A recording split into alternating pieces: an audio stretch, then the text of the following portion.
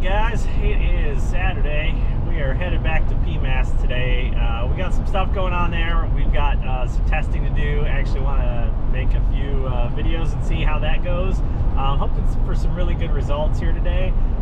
What I did was I pulled my old intake manifold off the Talon, and I want to test and see what kind of flow it's got going through it.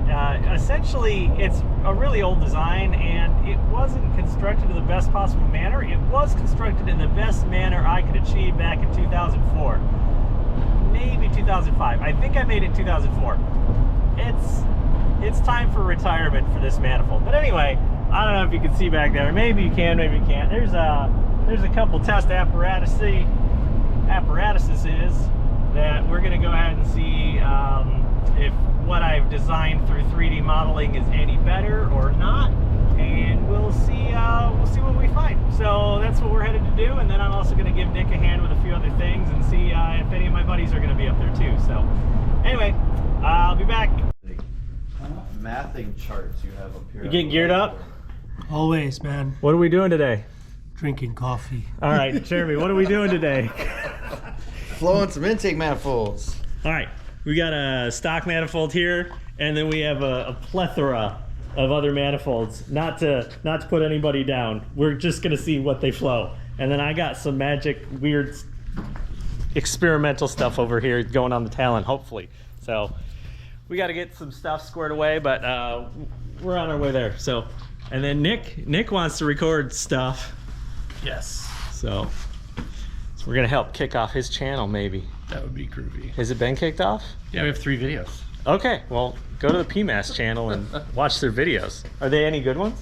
Yeah, actually one of them is really good. The last one. The most recent's really good. All right, the most recent one as of to do with all of that. Oh, it's March 1st already, you guys. You know what that means?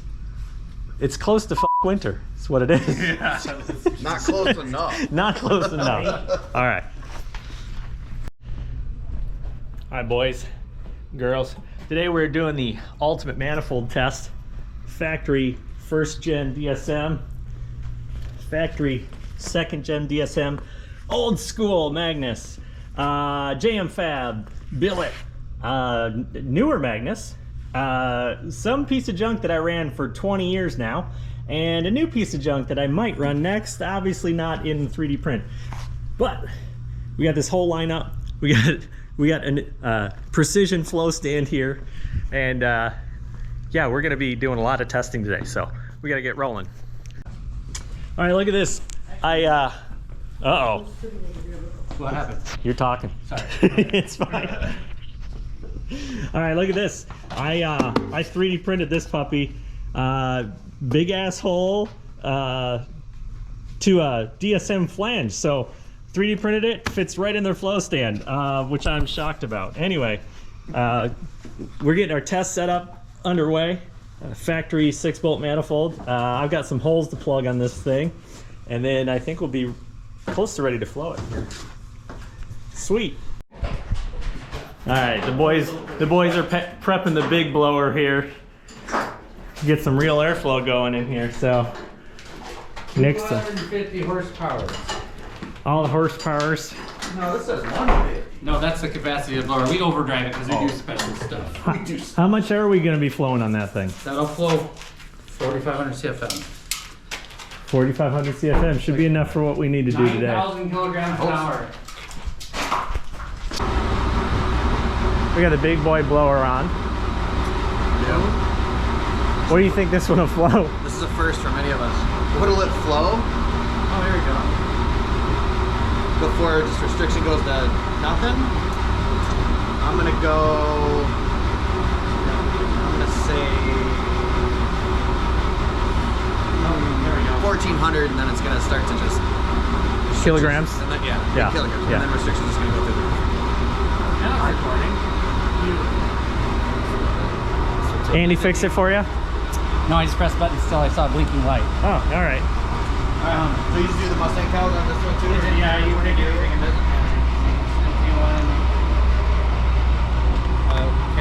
This, how big's that hole? That's like a 2.75 inch hole, 60 mil, something like that. Make sure it should be 60. Make sure nothing is going to get sucked in. there anything in the way? No, I think we're good. Nah, it's pretty well stuck. Okay, 19 in there. It's gonna ask you the highest flow. You're gonna pick 3,000 in there, and then serial number. We're just doing that. Okay, now give a description for what you're flowing. Jeremy's being trained right now. And get ready to hit the red button if things go awry. On the big box, right? On the big Yeah. Manifold. I wouldn't stand right there, so maybe fuck all out. It'll be fine. Okay. I'll move. Get ready to hit that. If it breaks this thing, you'll have to hit the stop. Okay, ready?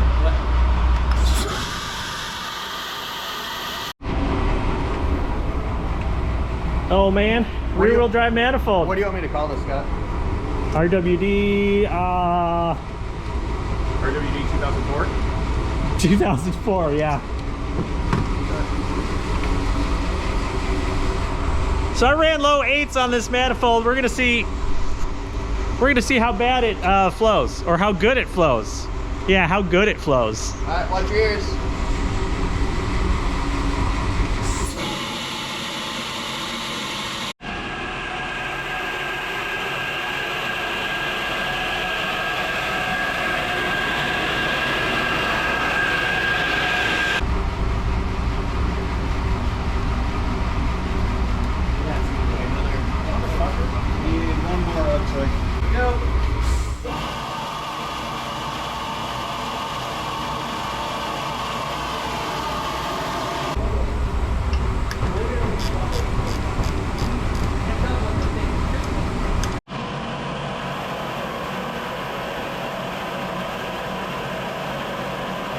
I mean, it looks cool having a 3D printed fucking intake manifold on the close set. That's legit.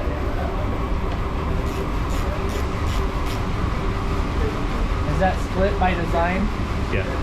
The on the plan? 2 runners and 2 runners were printed. Oh, This? Oh, got it. Yeah. Yeah, I can bolt the other runners. Right here is what he was talking about. Oh, yeah. It's just where it was printed. Yeah. Okay, so you wouldn't do that in the final one. Okay. All right. Got round 1 of my weird 3D printed manifold, and is this the first 3D printed manifold you've had on the flow stand? Yes, correct. So Jeremy's getting it all set up, get this squared away, and we're gonna get it tested. So see how it runs.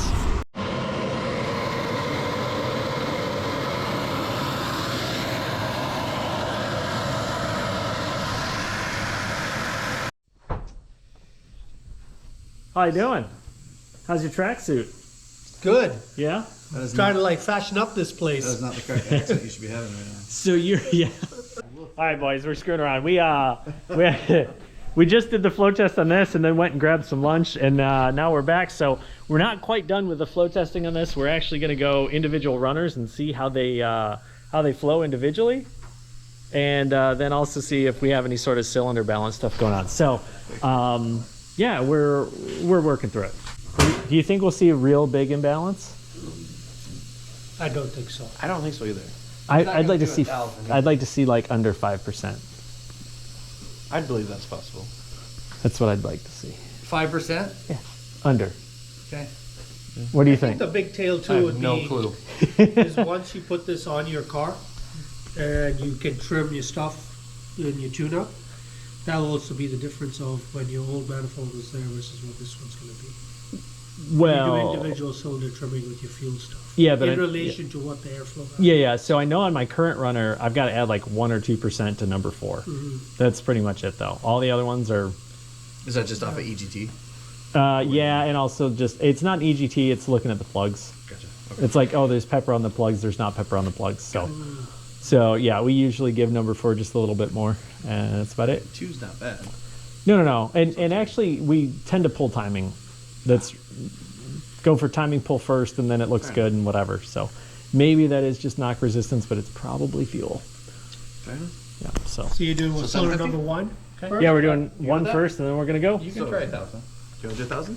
1,000. 1,000? 21 gigawatt. Good stuff. Oh, that one's a cute little one. I know, it So isn't even quiet. in the lights. Yeah, I know. We've converted to a more appropriate It's blower. like 40 horsepower. So yeah, it's tiny. It's tiny. All right, guys, so I had most of the stuff that we did at PMAS all put together in one video at like the end of March or something, and then completely forgot about it. And then I actually had a friend who asked me some things about airflow, and I'm like, oh, I think I've got a video, and then realized that I never finished it. So the reason I didn't finish that video and put it up, and here we are December 2025, is because I needed to sit down and actually talk through some of the numbers and things. So I'm here looking over some of this data with Excel or in Excel.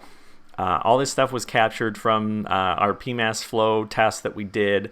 And essentially what I want to do is walk through some of the things that we've got going on here to show you all of the stuff, all the results from our testing. So really the whole point of doing the testing that I wanted was to make sure two things. That my new manifold design would vastly outflow my previous manifold design. And number two, that the flow balance between cylinders on the new manifold was within a very small margin of error. So obviously, just the way that the manifold's designed, it's going to be very difficult to have every single cylinder, every runner flow the exact same amount of air, but you want to get it as close as possible. So those were kind of like my two big takeaways from this manifold test, was to make sure that we were doing that, or make sure that I was doing that. Now, that turned into, hey guys, what manifolds do you have laying around?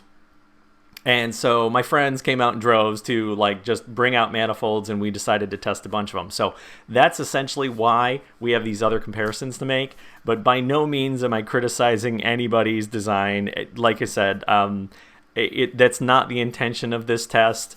Although you will get to see some differences in what's going on. They're not necessarily apples to apples comparisons either. We have, an original cast aluminum intake manifold that was designed in probably the mid 80s because it came out in the late 80s, early 90s. And then the progression on the aftermarket side of things, if you're not aware, essentially people started to make sheet metal intake manifolds, including me. My old intake manifold from 2004 is a sheet metal design, and then people started to actually get a hold of CNC machines and be able to do a lot more advanced things. In addition to that, they also, obviously, you can see with the Magnus V3, or we'll go through with the Magnus V3, that is a cast manifold with some machine work done to it after the fact to like finish the the flanges and bore the right hole for the throttle body and things like that. But definitely see a progression of what's going on here. So that being said, let's get into it. Starting off here, everything that we get from the flow stand is in pressure drop in inches of water, and flow rate is in kilograms an hour. So inches of water is a little bit, unless you're familiar with flow stands, like there's another popular brand like a Superflow that measures everything essentially. So you'll see like CFM or flow rate out of a Superflow. That is at one specific pressure drop. That's at 28 inches of water. And that equates to about 1 psi. The difference there in the PMAS flow stand, like I said, this is actually like a high-end development flow stand for all sorts of stuff, but they use it for flow meters. It's really for development of airflow. They really are experts in what they do. So essentially what they do on this flow stand, or the way that this flow stand operates, is it targets specific flow rates, and then it measures the pressure drop at that flow rate, which is why there's not one number on what this flows. What you can see here though, or what you can actually look through, and you can say, okay, well, if we really want to go in here and we want to look at just 1 psi pressure drop, I actually could probably do that real quick. So we're just going to say limit this to 30. And this really gets us to where we want to be a little bit more. So we could say, hey, look, it's 28 right there. So essentially a Superflow is only going to give you the intersection of this minor right here, this grid line, along with what each of these are. So I'm going to go through here and just kind of run through what these are, and then we can go from there. So this blue line is the factory intake manifold. And so you can see at 28 inches of water, it flows, under 1,000 kilograms an hour. It's probably in the 800-ish, 900-ish range here. It looks like it's a little over 900 kilograms an hour. So you can see, like, okay, that's what you would probably see. If you were to hook this up to a superflow, it should say, 900 kilograms an hour at what a superflow flows. Now, the next one over is the OG Magnus. So that is a sheet metal Magnus intake manifold. If I remember right, I could be a couple years off, but I'm pretty sure Marco released that around 2001. Obviously, there were some variations in there, but the Magnus manifold, gosh, that was all we had for a long time. It was a notable upgrade, and I had one myself, and it made a lot more power than the factory intake manifold. So 28 inches, you can see here, it's a little bit over 1,000 kilograms an hour. It's more like, 1,100. So that's what we had. Now, the orange line here next is my rear-wheel drive manifold. So this is my, it says 2004 because I made this manifold back in 2004. And this manifold has served me really well. I'm honestly shocked that we've gotten to this point with the manifold because it is, I literally made it over a 4th of July weekend with a friend of mine named Mark. And, could barely weld aluminum at the time, but, somehow it has managed to stay together for us. I actually blew it up at Milan Dragway, drove up to Kegley Racing, got it beat back into shape, welded back up there, and then actually made it back to the track and made another pass that day. So last day of the season, it's unforgettable for a number of reasons. But that, this manifold's been beat up, blown apart, hammered back together, and somehow has been able to run down into the 8s. So 28 inches, it's looking at right around 1250, maybe a little bit higher than 1250. This is between 1,000 and 1,500. So at 28 inches of water, we're at, 1250. I'm going to call it that. So again, incremental update, incrementally more airflow at the same pressure drop. This purple one is JM Fab. So this thing is actually, this is where you get into it's not apples and oranges comparison. This JM Fab manifold is a 2G manifold. So the runners are actually a bit shorter. So the 1G manifold is it's like a rectangle, a 4x3 rectangle. It's not quite that. I don't know what the aspect ratio is, but it's a good size plenum or good size runner. The 2G, they actually shorten the runner quite a bit to bump the velocity up, helps make a little bit more power and torque at stock levels. So just as some background there, this JM Fab is a 2G intake manifold, so a little bit different. But you can see this incremental improvement is it flows 1,500. I'm going to call it 1,500. It is right there. So yeah, you go from a stock 1G manifold flows 900, and then the JM Fab flows 1,500. That's a lot more air, a ton more air. So yeah, that's the JM Fab. That is I think it's a current manifold. I bet you can buy a 1G version of it, but this is what we had on hand. One of my friends had a JM Fab 2G manifold, so we tried it. The next one up is the Magnus V3, and that is kind of the... I don't know. I feel like it's been the gold standard for a long time. At this point, I don't remember when it came out, but it's been around for a number of years. It's probably been around more than a decade at this point. So it's probably, actually, I'm pretty sure. I'm almost positive it's Marco can let me know or whatever. Anyway, 28 inches of pressure drop. We're almost to 2,000 kilograms an hour. We're actually I'm going to call it 1950, and the JM Fab's 1495. So again, you're 2,000 kilograms an hour. It is literally twice the airflow at the same pressure drop if you compare it to the stock intake. So it's just an amazing amount of air. You're just bolting on double the airflow. So that's a Magnus.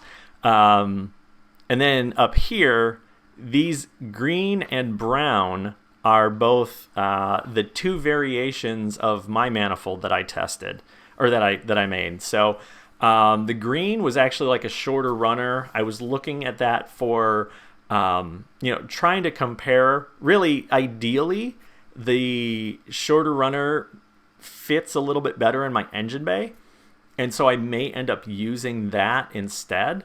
But the short runner and the long runner, you can see for pretty much all intents and purposes, it flows around the same amount of airflow. And I'm going to say that's, better than 2,200 kilograms an hour on either one of them. It's probably more like 2,250 on the brown and 2190 or whatever. They're real close to one another. So that's really what I wanted to see there on that type of, those types of applications. So the short runner, the long runner is the green and the short runner is the brown. I knew the long runner, essentially the longer runner is going to be better for me because I have a stroker. And so I'm trying to actually bring peak RPM down in my application compared to like a 2-liter DSM. So a 2-liter 4G63, I know guys running those, 10.5, 11,000 RPM. And my stroker, I only run to like 9,100, 9,200 sometimes. But even then, not real happy up there. It kind of beats up bearings and stuff like that. So ideally, I want to keep it more around 8,500 or lower. So what I'm trying to do essentially as you make the runner longer, it's actually going to bring your Helmholtz resonance down compared to having a shorter runner. So I wanted to have a long runner version. The short runner may be the one that I actually go with. And you can see here, really, they're both pretty good at doing what they're doing. So I can't complain about that stuff at all. It's just an amazing amount of airflow. We're talking like, if we went from, 900, or even like my, this one, my 2004 manifold, we're talking going from 1,200 kilograms an hour to 2,200 kilograms an hour. It's an extra 1,000 kilograms an hour for the same pressure drop. So it's just going to make all the air flowing through the intake manifold is just going to flow through much more easily. So that being said, I also have this orange back here. So the orange was the very first thing I mentioned and said I would skip, and now I'm coming back to it. So this orange is literally one single runner out of my new manifold designs. So it is the I think it's the long runner version. We literally tested each individual cylinder or each individual runner, and so you can see here one single runner flows within 100 kilograms an hour of the factory manifold. So one runner, all the airflow, it almost matches the factory intake manifold, the entire factory intake manifold. So just kind of crazy what different worlds these are compared to where we are and where we were. So I'm also going to show you this as pounds a minute, because this is more what we speak here. I speak in pounds a minute, and I also speak in pressure drop in PSI. So essentially, this goes up to 2. So this is much further up than this is actually double the pressure drop at 2 that the Superflow is rated at. So okay, so right here is your 1 PSI pressure drop. So everything I was talking about is right around here.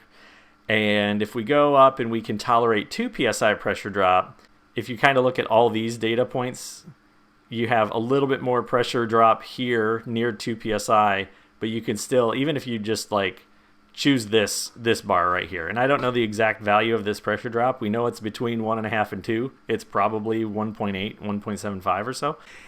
Each one of these gradations is 0.4 PSI, so 0.4, 0.8, 1.2, 1.6, and up to 2. So, essentially, right here is like 1.5 PSI of pressure drop, roughly.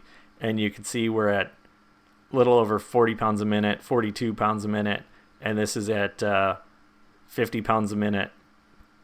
This is at just under 60. This is almost 75, not quite. It's 70 probably. This one is 95 almost. Oh, I'm sorry. It's 90. And then this one is, just over 100. These two are just over 100 pounds per minute of airflow. And that's at 1.6 psi of pressure drop. So, basically that kind of, what you can do here is you could say, okay, well,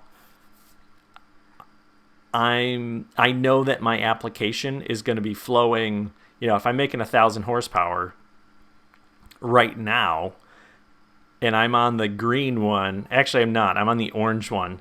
So there's some trend lines. You can say go forward like 10, and then we can actually readjust this to a different. Let's reset this to like 10 as well.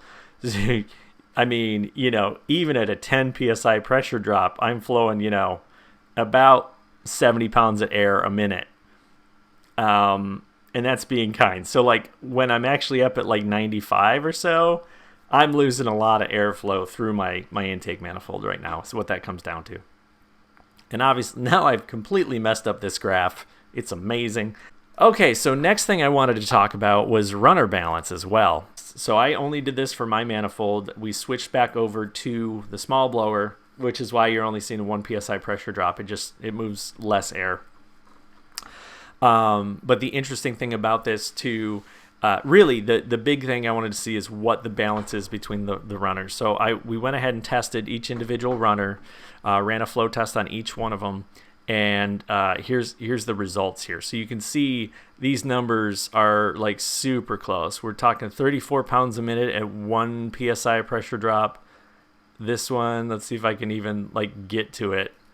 All right, but you can see here these numbers are very small. So I could actually go and look at each one of these individually, and maybe we will real quick. But essentially, you're looking at 34 pounds a minute. This one's 34 pounds a minute. This one's 34 pounds a minute. And this one is also 34 pounds a minute. So, yeah, basically 0.146, 0.165, 0.186, and 0.113. They're very close to each other. So my concern that, maybe one cylinder would get a lot more air more easily than another, kind of unfounded, thankfully. Although you can see there is a trend here that runner 1 seems to have a little bit more flow restriction than the rest of the runners do. Just a tiny, like it's measurable, but it's inconsequential, pretty sure. So worst case scenario, I have to pull a percent or two of fuel out of runner 1, but I don't think it'll be a problem. I think it's close enough that we will just be able to roll with it. But yeah, that's kind of where we're at. And the other thing that is kind of nice about this is just getting an idea that, we're 34 pounds a minute per cylinder at 1 psi of pressure drop, which means that, 140 pounds of air, we're still going to be looking at around a 1 psi pressure drop to move 140 pounds of air, which is a lot of horsepower, especially on a 2.3 liter 4-cylinder. So I'm pumped. I'm excited to get this manifold up and running, and I got to get to work on it. All right, guys, I just wanted to take a minute, and as I was editing this stuff, I realized that I don't actually show effectively what this means. At least I'm not happy with the explanation or what. There were some things inferred, but I want to actually go through this and give you guys more tangible numbers and a better explanation of what's going on. So right here, I'm showing just my current manifold along with the short runner version of my new manifold. So orange is my current. Really what I did was I just hit all those other ones that I was showing you earlier. And just to give you an idea of what kind of difference we have going on. So first of all, I want to show that my current manifold, so my car flow rating under full power is between 80 and 100 pounds a minute. It's probably between 95 and 100. The calculations I have are between 95 and 100. So we're just going to roll with 95 to 100. That's what we're going to show. So what I could show you here is I don't even have a number for you on how much pressure drop my current manifold is causing at 100 pounds a minute. Let's see if we could even, what I could tell you, okay, that's a bit more. So I just moved the scale for pressure drop up. Even still, I think I can do this and say, let's go forward like 10. So this is gonna infer a few more sample points out here. We get towards 80 pounds a minute. Oh, I can actually scale this up a little bit more. All right, here we go. This is a polynomial approximation. So this is a line that just keeps going up. But essentially where we're at here is my current setup is still flowing more than this, my orange line. So I'm more around, I'm between 95 and 100 pounds here. Essentially, let's just go to 80 pounds. And we're looking at a pressure drop of approximately 3.5 psi. So when I'm making 800 horsepower, I'm going to have 3.5 pounds of pressure drop across my intake manifold. So the inlet of my intake manifold is going to be like, let's say it's 50 psi, and then my outlet is going to be 47 psi. So that 3 pounds of air, that pressure drop across that, on my application, 1 pound of air is good for, you know, between 15 and 20 horsepower, just give or take. It depends on other things going on, but let's just say it's 15 horsepower. So that's 3.5 psi. The new manifold is under 1, which means I'm going to have 2.5 psi more air going through the end of the manifold into the head. So if I'm running that 50 pounds of boost, instead of the outlet into the head being 47 psi, or 46.5 really, it's going to be 49.5, or it's going to be 49. So I'm actually gaining 2.5 psi effectively going into the motor rather than being wasted. If I'm flowing enough air for 800 horsepower, I'm going to be 50 horse up. That's an amazing amount of air. Yeah, if that's best case scenario, but you know, even if you say on the low end, let's say it's the low end and it's 35 horsepower, that's 35 more horsepower. That's not nothing. So, and as you can see, these lines, they are logarithmic. So over time, or over airflow, when I'm flowing 110 psi on the new manifold, it's under 2 psi pressure drop. This orange line, my current manifold, is going to be like, it's going to be way up here. It's going to be like 10 psi pressure drop or something. It's just going to, at some point, this is nearly vertical. It becomes nearly vertical.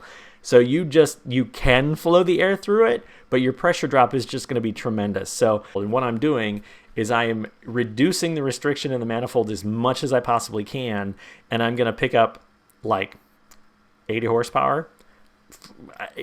I don't want to say it's a no-brainer. There's obviously time, effort, money involved in doing this, but what it comes down to is that this is something that I need to do to get to the next level, and it's really going to help me out, especially once airflow starts getting around 140 pounds a minute. I'll take it. Even if that pressure drop it's still going to be less than I'm currently seeing today out of my existing manifold, and I'm going to be pushing a lot more air through it. So this is the kind of stuff that you can't, it's really hard to actually put your brain around if you're not really thinking about it. But these are the types of things that really do free horsepower and allow you to make a lot more power with the same amount of effort. This whole series is about looking at the airflow and looking at how we can reduce the restrictions that we have. And I've got an awesome partner to work with. It's been great working with PMAS to get all this stuff done. We're working with some other people. Got some exciting news for 2026 in addition. You may have seen it at PRI, but we are working with FP as well, Forced Performance, on getting more airflow to push through the rest of the system. But the intake, the intercooler, They all go hand in hand with getting this as much airflow into the car, making as much power with as little loss as we can. All right, with that being said, I'm going to wrap it up for the day. Got to get this video together and get it out to you guys. So thanks for watching. I really appreciate it. And we'll see you in the next one.